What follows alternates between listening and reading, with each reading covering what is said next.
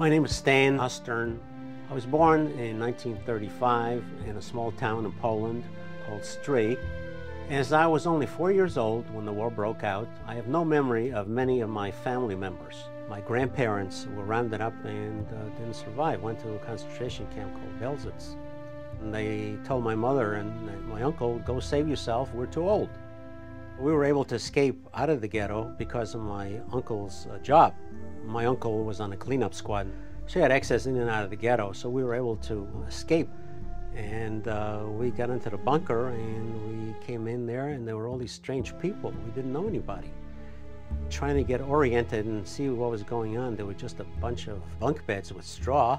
And of course we had to sleep head to toe because the thing was built for 12 people and we had 35 people by the time it was all sealed up. The memory I have is hunger. And that's a terrible thing, to be hungry all the time. We only had one meal a day.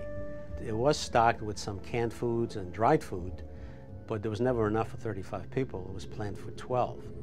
Starko, who hit us, was a baker, and unfortunately he was able to supply us with bread. The days went very slowly. There were no games to play.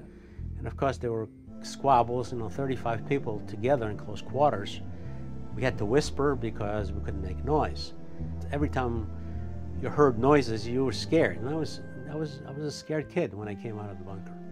The big thing was survival, and how we survived, I'm not sure. A lot of the people I understood later had cyanide pills.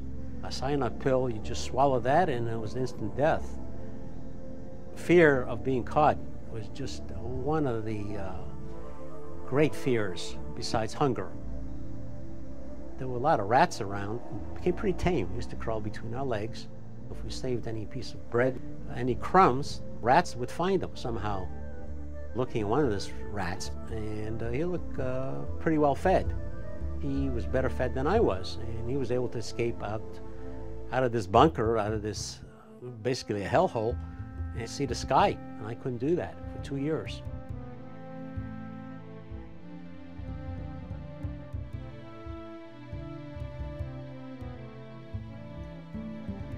We were liberated by the Russians.